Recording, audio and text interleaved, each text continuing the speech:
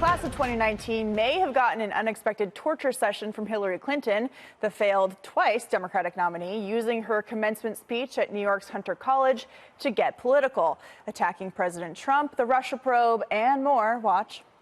Our democracy feels far from secure. They've banned Muslims from entering the country. And our government is tearing children from the arms of their parents at the border and locking them in cages. Make no mistake, we are witnessing an assault on the rule of law and the foundations of our democracy. What do we do when people in positions of authority are not held accountable?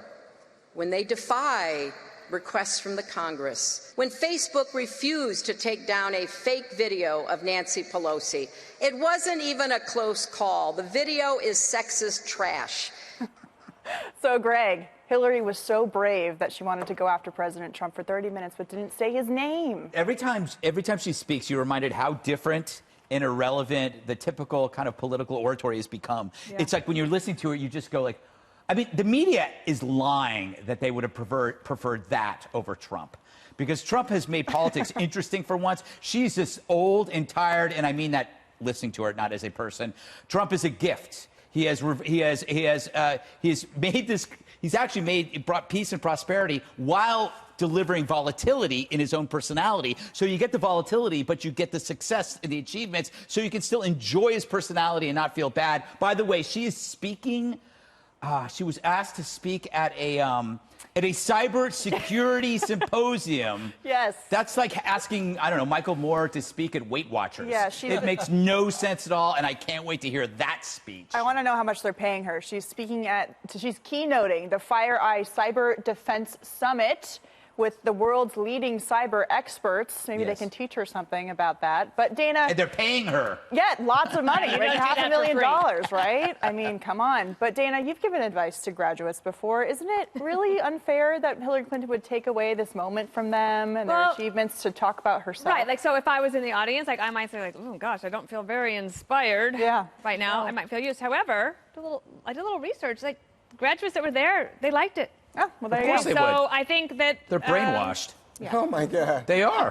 How about this? They're interested in someone who was a U.S. senator. Their professors, Not only that, Greg, their professors tell them what to think. U.S. senator. That's how they get their grades. Come on, we know. Yeah, we know. You know what? You're just unhappy. You would prefer, I'm actually having a great time. You know what, Mr. Cranky? Having a great Mr. time. Cranky would prefer if Bozo the Clown is in the White House and we have a show. Wait, you're running? Oh, no, I think we have the real one, right? Okay. But I mean, seriously, the graduates prefer someone, I think, who would have taken away all their student debt. Right? Yeah, Santa Claus.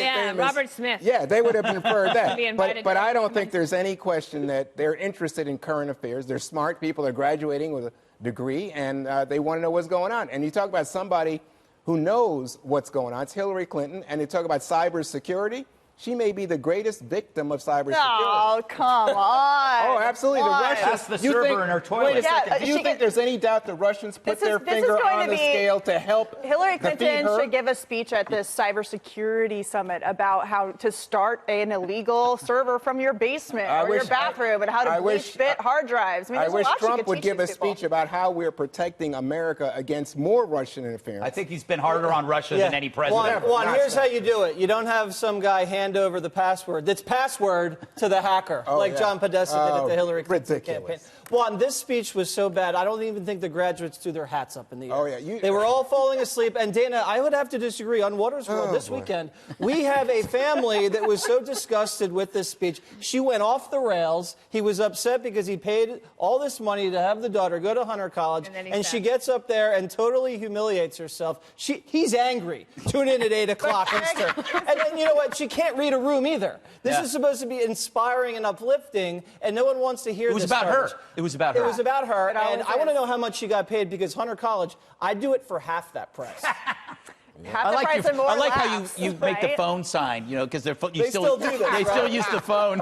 But Greg, isn't this the point that, you know, you pay to go to college and then you pay these massive amounts of speaker fees while these students have all of these loans and they're trying to get into the real world, and yet it's hijacked by someone who wants to talk about herself and issues that really are unrelated to I don't see it as hijacking. I think this is completely, it's exactly what, it's what they want. But if you're a parent who's paid like thousands, hundreds of thousands of dollars for your kid to get a degree, and you listen to that, and you're a Trump voter?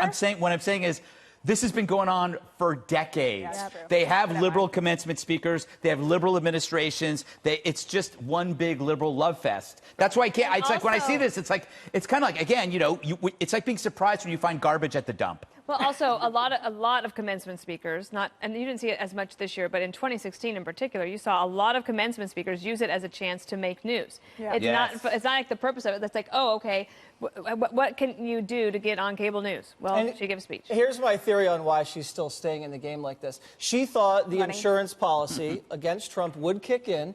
He would get impeached, and then she would run in 2020 as the rightful heir to the throne, because she was robbed, and then she would restore the Clinton dynasty. That's why she stayed in the news. She kept her server on a throne. I must say, I'm amazed you guys just don't say lock her up, because I think that you're still hating on Hillary. I love Hillary. Lock her up. But I must tell you, those graduates and their parents, they're going to always remember who spoke at that graduation, and they're terrifically honored, as we heard. Thank God there's a great Trump economy for them to make a lot of dough. When I also remember my appendicitis. You just love hating on Hillary. It indicates there's something wrong here. Okay.